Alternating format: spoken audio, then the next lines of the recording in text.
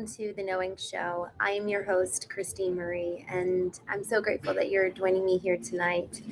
I tend to do these shows based on something that's on my mind or something that I've been musing on or conversations, things that are very real time in my life, or have guests join. And this morning, during my time of vertical alignment, I had this thought come to mind for tonight of what is the allegory hidden in your life. And I was sitting with this actually as I was just reading a couple books this morning, and I realized how much storytelling and allegory is used universally across cultures, across religions, across age. It spans everything. It spans industries. For business, everyone knows that you need to have a good story, a compelling story that can really resonate with people. And so I have been musing on this throughout today, and actually I've been very much so head down. I'm in the midst of doing the final copy edits for my book 𝐸𝐚𝐢𝐥𝐲, and I have been thinking a lot about allegory. So one of the things that really stood out to me is how easy it is to actually view the allegory in other people's lives when they're going through something hard, when they're going through something painful. It's so easy for you and me to pull forth the meaning, to pull forth a hidden lesson or a story, or help them fixate and navigate their gaze on what lesson could be there. And you know what that lends to is that there's so much in that where it's hard for us to actually sit with people and what they're going through because we want to fix it and be the problem solver. And so with this question of what's the hidden allegory in your life, this is a time where it's for you and me to actually look in the mirror and to ask this question of ourselves when it's so easy to do that for other people. And I just wanted to say a quick shout out to Willie. Thank you so much for joining me. Happy Saturday. I want to take this time to look in the mirror because, again, it's so easy for us to look externally for most of the time. Our gaze naturally is bent towards looking outward, both in terms of a very physical perspective. We're all in our jobs for the majority of the day, and then we go home with our families, and there's just very little time for you and me to look in the mirror. And so a primary reason for this show existing is so that you and I can do just that. Take this time, however long it goes, and look in the mirror and ask ourselves some pointed questions to get to know ourselves better. And whatever we're all experiencing, even if it's good, so often there's a hidden meaning there. In fact, so much of this book, 𝐸𝐚𝐢𝐥𝐲, actually in the initial stages of writing it, the editor I was working with, she was like, you need to pull in your story more. You need to pull it in more and more because it's not feeling personal. It's just, you're just talking about the lessons you learned. But all of us relate with story. But if we're not taking the time to do that for ourselves, one, we're going to be pointing the finger at other people, and we're going to be coming from this posture of almost like from a superior place of let me tell you what to do and let me tell you how you should orient your life, and nobody wants that.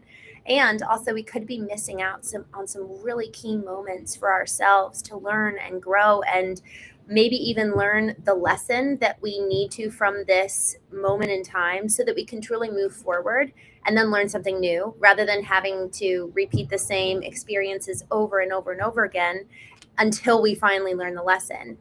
And there is so much benefit in looking at the allegory of other people's lives and driving meaning from that. So much of the way that we actually live is predicated in these stories that we've experienced with other people. So growing up, you know, our present as children was guided by our parents for so many of us. And so it's actually important for us to do that kind of past digging and excavation of, well, how did my parents raise me, and what were their belief systems, and what did that yield? Because if we can't learn from the past history, we're just going to end up repeating it. But it also, the same is true for us. And so there's a knowing framework that I came up with just by my own process of doing this work, which was the examination of 3 questions. And in the examination of these 3 questions, we actually get to unfold and uncover some of the allegory in our own lives that can hopefully lead to more permanent lessons learned, and honestly bring just more awareness to them. The definition of emotional intelligence starts with the ability to be aware. And then it's, okay, be aware and then understand and then be able to convey one's own emotions. That's being intelligent around what's going on within us. And then it's the ability to handle interpersonal relationships with wisdom and with empathy. But it's going to be really hard for us to engage with other people in empathy if we haven't first done the work to become aware of, understand, and be able to express our own emotions intelligently. So with this knowing framework, the way that it's really helped me kind of understand my own stories and the hidden meanings in there. And the definition of allegory, what we're talking about tonight, the definition of it is a story, poem, or picture that can be interpreted to reveal a hidden meaning, typically in a moral or political one. So for me, most of my lessons have been moral, not political. And so looking at the hidden stories in our lives and driving the lessons there, the three questions in the knowing framework that have really helped me to do this. The first is going back to the past. Who was I? How was I raised? What were the core moments and experiences in my life that really shaped a narrative and a belief about myself or God or the world? And then how does that manifest? And that manifestation is so seen in the second question of who am I today? So what are the past experiences that show up in the present moment today that ultimately are shaping our lives and having us kind of run subconsciously or even run on autopilot that we're not aware of? Again, going to the first step in becoming emotionally intelligent is to become aware. So a lot of the core stories that I've identified in my childhood that have shaped me, they're not just childhood, it's also in adulthood as well. But so often the stories that have the biggest hold over us are the stories that we just dismiss as not being a big deal or being insignificant. I was even talking with a woman. I'll do one-to-one working with folks and just helping them come to know themselves, asking them questions, and then they do all the work in terms of excavating their soul. But having questions and prompts can really help us go really deep. So she made a comment around a story that she was considering back in her past. And she said, well, that's just the way it was. And I paused in that moment with her just to honor that story, because that little narrative that she said, that's just the way it was, actually dictated a lot of actually her belief system as she pertains and engages with her family. Because what that means is that she doesn't have a lot of power in relationship with her family today, even though that's how it was when she was a kid. That narrative is a through line. It started at 6, 7 years old, and then it continues on through adulthood in what often looks like lack of assuming power. And a lot of it is kind of not really, you're not the one at the helm of the ship, so to say. And so what we were examining was there was just the nitpicking of one of her siblings, where it was almost just like a tearing down over and over in these really small, minuscule moments that left a very permanent scar for her, and also a feeling of not actually being in power. And a lot of times when you're the younger sibling, there's not much you can do as a kid. And, looking back in history, there's not much you can do about the past. But what we can do is learn from it. So the hidden meaning in that story for her had so much to do about how does she now show up in relationship with her family, having boundaries in place, making sure that she's taking care of herself first so that she can give from a place of being full and aligned, even coming from a place of, I like to think of it as we've got our cup is full and we're good. And then when we engage with our family, we're giving from our overflow. We're actually able to really, really love them and come alongside them better because we're not just running on empty. We're not depleted. So effectively, what now she's able to do is analyze, okay, that was this moment in time that in the past, who was I? This story with my sister where I just felt continuously torn down. And the narrative that formed was, that's just the way it is. That's just the way it was. The way that shows up in her life, as is today, is that she exhibits very little boundary setting and often is subconsciously coming in as small and obsequious and kind of being the victim, not meaning to, but that's subconsciously how her mind and body has responded in response to these experiences in childhood. So then the third question. So the first question is, who was I? What was a core moment in my childhood that was an experience that formed a narrative? And then how does that narrative show up today in the second question of who am I? And then third, well, what do I want in its place? Because if we don't set a new target, we're just going to end up repeating history. So part of the result of doing this examination of the allegories of our lives is that in deriving the meaning and deriving the life lesson, then we actually activate agency and we take the power back that we gave away 6, 7 that we didn't even know we had. We didn't know we were giving it away. And in so many senses, we didn't really truly have that power as a kid, but we do as adults. And so now we don't have to live in the small place being obsequious or feeling as a victim. We get to actually take our power back. And there's a sense of reclamation as a result of the analysis of our allegories and our stories, because now we get to say, well, what do I want it to look like? How do I want to engage with this sister, let's say? How do I want to engage in a way that's healthy, that's aligned with who I want to be? So it is predicated on a larger picture of who is my ideal in terms of who I show up as.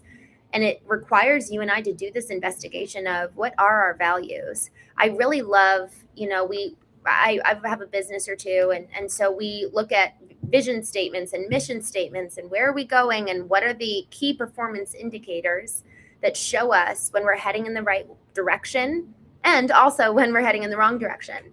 What do we not want our business to be doing? Where do we not want to go? Who are we not serving?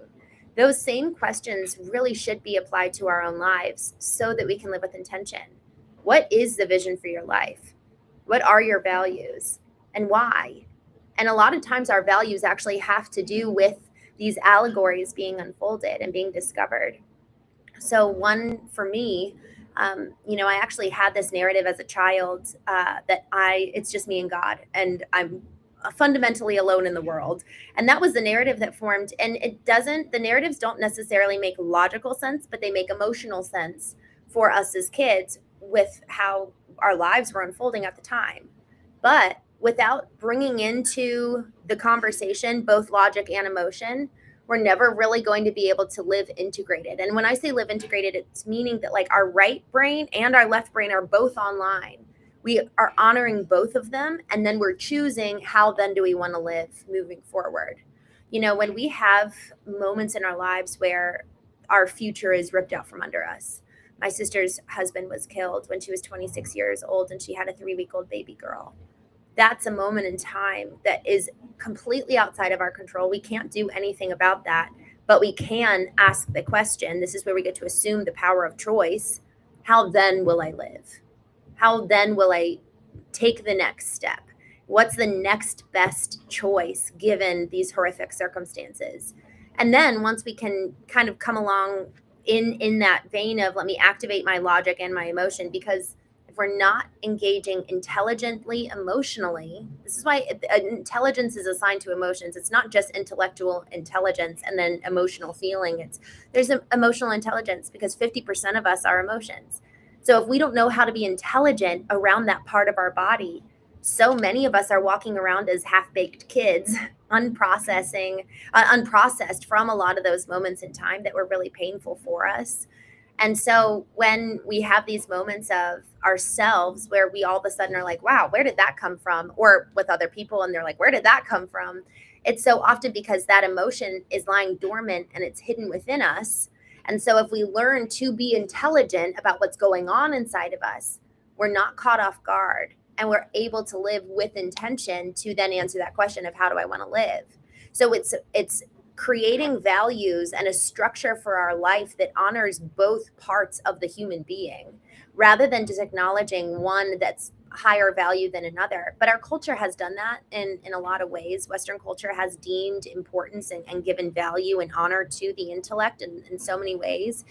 We're taught that in schools. We're not taught how to engage with emotions. So for me, emotions were really a sign of weakness growing up. If I emoted, I actually would feel ashamed and I would suppress that emotion as quickly as I could muster it. And now that I understand, oh my gosh, that's actually just a part of our being, and to suppress it is actually to suppress 50% of me. Well, man, if I want to, so then the question becomes, what do we want? How then do I live? Once we realize these things, I want to live a full and vibrant life. There's this line of a song that I just love. It says, I want to live this one wild life and I want to rip it apart. That's how I want to live my life. I want to live viscerally engaged with experiences. I want to live viscerally engaged in relationships with other people. I want to be fully present here online. And what that means is that I have to be able to give honor and credence to both the intellect and the emotion. It does not mean that either one is ruling me. It means that I'm ruling. I'm the one in charge of my life. You're the one in charge of yours. But these intelligences are like seats at the boardroom. They're coming in and we're intentionally sitting with each one and understanding, okay, what were those moments in time that frankly have power over me? And this is important for us externally. What are the relationships where I feel powerless in them? But we have to go inward first, because we can change everything in our external life and then repeat the exact same thing, because we're the key denominator moving through different relationships, moving through different jobs. It's like, man, why do I keep getting fired? Man, why do I keep losing out on relationships? Man, why do people keep betraying me? It's, well, if it keeps happening to you, maybe you and I need to look in the mirror. And so that's why we have this show, to take the time to ask some of those questions. What are the moments in life that frankly we've ignored because it didn't seem that significant, but that continues to hold power over us? And so the knowing framework, answering these three questions: who was I? What was that moment in childhood that really left a scar on me? How does it show up today, and who am I? How does it manifest in my behaviors, in my beliefs about myself, God, the world? And then third, we get to kind of come to the fun side of the question of, well, what do I want it to be like? Who do I want to be? Who was I uniquely made to be before I had that moment, even in the past? So there's something about actually intentionally going back to even before that moment, if we can. Sometimes we can't remember, we were so young when something happened. But remembering the moments in childhood and even in adulthood where we felt really healthy, we felt fully present, we felt alive. I love thinking of that question of, what is life giving to you?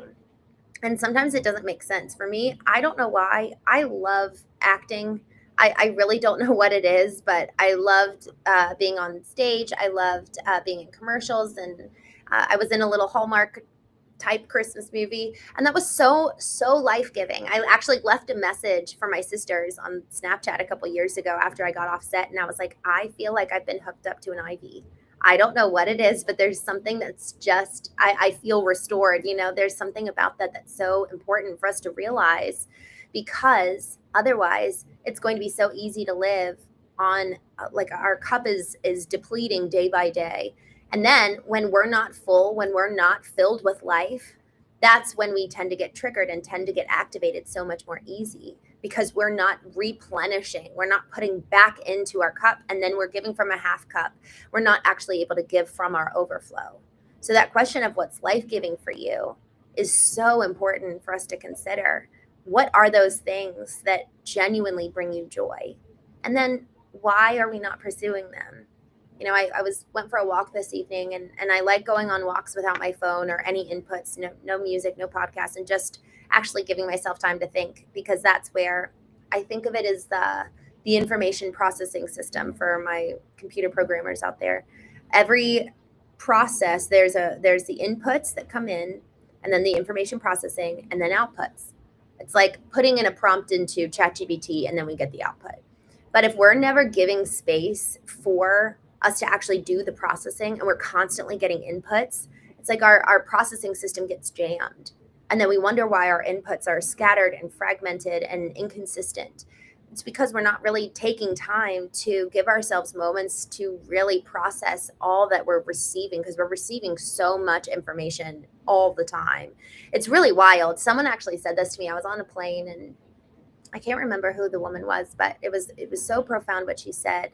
She said, we weren't meant to live in a digital world. We were meant to live outside. We were meant to live in community. We weren't meant to live in isolation. And so there's something about, how do I want to live? But then also just kind of the normal question of, okay, well, how are we made to live? What were the actually healthy periods in human history of people engaging with each other? My mom even said this yesterday night. She was like, there's something about when people were just going to the market square and, exchanging vegetables and running over to the neighbor's house and getting a cup of sugar. We don't have that very much. We don't have that kind of society and kind of environment. So then the question becomes, okay, if I want to live as I was kind of created to be, even just biologically, how do I need to orient my life so that as the sun's rising, I'm getting natural sunlight? How do I need to orient my life so that as the sun's setting, I'm kind of quieting myself and not just going crazy all night? How do I need to live and structure my days? And so that's really what's been on my mind over the last couple of weeks heading into 2026 is how do I structure my life to become the woman that I want to become and to live the life that I am so incredibly proud of in alignment with that song. I want to live this one wild life and rip it apart. If I want to live that way, if I want to achieve the things I say I want to achieve, then what behaviors need to adjust and what structure needs to come in place?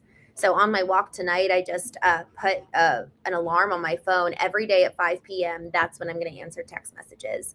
And then I have another alarm on my phone go live every night at 8:30 p.m. or around that time. And then every morning to read A Course in Miracles. And I do that with you guys on the show.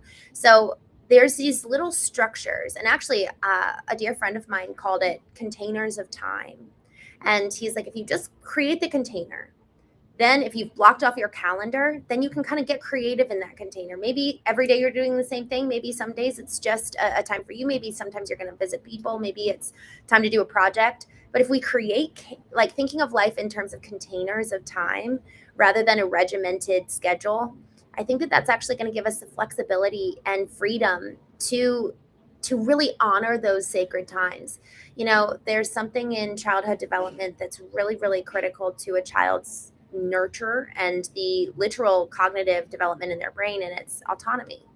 So if we're looking at our life and feeling like we've got no autonomy in how we're living, whether it's because we're playing as the victim or we positioned ourselves as the victim, or maybe we're actually in a relationship where it is genuinely not healthy for us, it's going to be really hard for us to take autonomy and activate agency over our lives. But intentionally instilling these containers of time allows for us to do just that. And in these containers of time, that's the perfect time for us to consider what are those allegories in my life where there's hidden meaning, hidden lessons that, man, if I was to learn them, I could save myself potentially years of heartache and struggle because I'm not taking the time now to analyze them and learn what I possibly can, and then instill the change that's necessary for permanent behavior change. In terms of those containers of time, I've talked about vertical alignment a good bit on the show. And it's the principle of bringing myself, all of me, my, the emotional intelligence, intellectual intelligence, my behaviors, mindsets, beliefs, everything. It's like bringing all these scattered pieces into alignment under my ideal, under who God says that I am, and kind of under like the natural law and order of things. And in that container of time every morning, that's the time when I do the check-in, where I become aware. What's going on inside of me? Am I doing okay? That's the time where I can actually give life-giving activities or kind of feed my soul and my spirit so that I'm then proceeding throughout the rest of the day from a full cup. And I've got excess. I've got overflow for everybody else. And man, that's a much safer environment for my family, for my friends, than if they know that, man, Christene isn't consistent and she's, it's like walking on eggshells. I've heard that a lot where people are like, I don't know how people are going to show up. Us being able to tend to our own selves, first and foremost, chiefly, empowers us to then walk in alignment with who we want to be. And if we don't know who we want to be, it's going to be really hard for us to show up consistently, for us to show up and live a life at the end of the day that we're proud of. Y'all, we're creating a legacy one moment, one day at a time. And so if we don't know the legacy that we want to create, we're bound for disappointment in so many ways. And so this practice of the knowing framework, asking those three questions, who was I, who am I, and who do I want to be? Those three questions have really brought so much peace to me because I can answer that question. This is who I want to be, at least for now. It's going to evolve and change. But man, I want to craft my life with intelligent design. And intelligence comes from doing the work to activate our emotions and bring it online and activate our intelligence and sit with it and see what it has to tell us. Because there's data, our body, our physical, there's a physical intelligence. Our body stores data. There's a book by Bessel van der Kolk. He is a psychiatrist who coined the term PTSD. And the book is called The Body Keeps the Score. And he talks about that a lot. You know, a lot of these war vets were being thrown in mental institutions because people didn't know what to do with these outbursts until they came to realize that, oh my gosh, these guys are literally carrying trauma in their bodies, and that at any second it could go off and activate them, and then they're taken back to Vietnam, and they literally don't know the difference. I was actually on the Knowing show a couple weeks ago with a gentleman named Brian Post. One of the best shows. God bless this man. He works with foster, or actually adoptive parents and adopted kids, and really helps them kind of bond. It's so painful. You know, a lot of these kids just go through so much trauma before they come to the parents.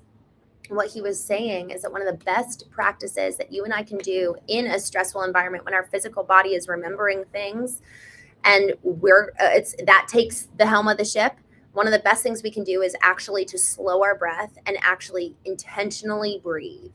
Because what happens is our breathing becomes really shallow, oxygen to our brain. And then when our brain doesn't have enough oxygen, cortisol, which is our stress hormone, kicks in.